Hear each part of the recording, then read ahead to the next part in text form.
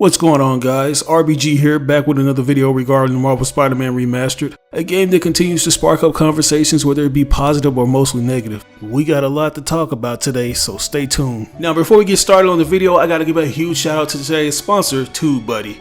As a successful YouTube user, I often get questions asking what I use to get my videos tons of views, and the answer to that is TubeBuddy. This thing has helped me take my channel to the next level in ways I never imagined. It's a browser extension that helps new and experienced YouTubers grow fast and optimize their channels. I've been using this extension for years and it's constantly getting updated with new features, like the SEO tool that helps me come up with the perfect title, description, and tags to get more people to click on my videos. It even provides you with analytics besides your videos to see how much traffic your video is generating from various social media sites. The extension is absolutely free, but as a special offer, we're giving a 50% discount for channels that have less than 1,000 subscribers that purchase the Pro upgrade. All you have to do is enter in the code RisingStarBuddy. So if you're interested in starting a YouTube channel or taking your content to the next level, download the extension now. You can do so by clicking on this link that'll be provided in the description of this video. But as I was saying, guys, Marvel Spider-Man Remastered has been the topic of conversation as of late. It's definitely caused quite a bit of controversy with the way it's being marketed to fans. The first strike was made when Sony announced that they wouldn't be doing a smart delivery for the game, which basically means not allowing users who previously purchased the game to simply use the PS4 version and update its performance on the PS5's hardware.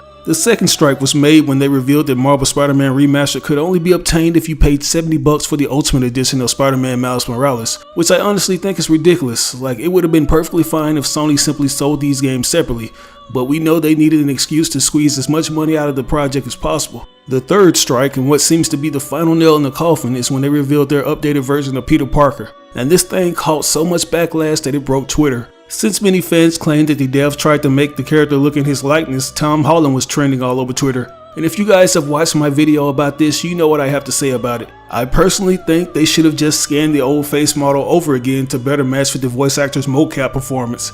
But on the same token, I could understand that they want to get a better face that matches with the voice actor's face. I didn't necessarily hate the new version because it does look better than the original in certain instances, and some of you guys just don't agree, which is perfectly fine. You're well within your right to express why you dislike something. What's not fine is you guys harassing the developers and sending them death threats. A little over 24 hours ago, the creative director for Marvel Spider-Man took to Twitter to express his disappointment in the fandom. He says, and I quote, "To our Spidey fans, I totally appreciate your passion, but sending me threatening notes that you will find me and hunt me down if I don't fix this now isn't cool. With what's happening in today's world, let's be a force for good and be respectful of each other. Thank you." Now, I just gotta commend Brian Intihar for being able to address this tasteless behavior with such class. I can only imagine how I'd handle it after being hounded by entitled zealots. Like, I'm so disappointed in the individuals who's going out of their way to do this. You guys are an embarrassment to the comic book and gaming fandom. Instead of voicing your opinion like civilized adults, you rather go to the insanely stupid extremes and threaten the people who've been tasked with delivering this game to you. If it weren't for Insomniac, we wouldn't even be having this conversation, because for the longest time we've gotten so many mundane Spider-Man games from the Activision assembly line that nobody even bothered exerting this much energy into. But now that Insomniac has delivered the best Spider-Man game and arguably the best superhero game of the last decade, we're suddenly invested in giving a damn. It's funny that the people who hate the fact that this new Peter Parker looks so much like the movie actors were the same ones who criticized Marvel's Avengers for not looking like the MCU actors. There were even individuals who were making fun of the first version of Peter from the PS4 version of Marvel Spider-Man, because in all honesty, it looked weird. But we grew to love it thanks largely in part to Yuri Lowenthal's performance. And this just goes to show how fickle we are as individuals. Like, we gotta be real here. This era of gaming has become the most rage-induced I've ever seen. A developer or a game publisher could cough the wrong way and you guys will come out in this hive-minded mob. I've said this in my community post, so I'm gonna reiterate it. It's okay to embrace change, people. Change and growth are very synonymous with one another. As we grow, we go through changes mentally and physically, right? And even though things change, they can eventually grow on us. A lot of things have changed, and Peter Parker has been a character that's received a fair amount of changes since its inception. With every iteration of Spider-Man, we've seen him undergo some form of a facelift, but the core fundamentals remain the same. He's always going to be that average Joe down on his luck guy that we've grown to love. I also want to point out that the character's face shouldn't determine how much you're going to enjoy the game, especially if the character is wearing a mask. I can count on one hand how many times you had to play with Peter Parker in Marvel Spider-Man, and all those times involved walking from point A to point B and doing those annoying minigames, but for a good majority of the game you're playing as Spider-Man. So that's just one reason why I'm not really tripping over this new face. Another reason why I'm not really bent out of shape over it is because I'm not getting the Ultimate Edition. You guys have already heard my argument regarding the replay value for the first game. It was awesome and all, but once you complete the main campaign and that City That Never Sleeps DLC, it's a wrap. There's not that much you can do other than swing around and solve certain crimes. Most importantly, the old Peter Parker face will always be there, which I don't think a lot of you guys even realize. If you don't want to play with the remastered Peter, you can simply play the PS4 version of the game. Or better yet, you can boot up the PS4 version of Marvel Spider-Man on your PS5 to get those lightning fast load times. It keeps you from spending an extra $30 on Spider-Man Miles Morales, and it lets you keep that old Peter Parker you come to love. The game already looks good, and I'm pretty sure it'll perform exceptionally well on the next-gen hardware.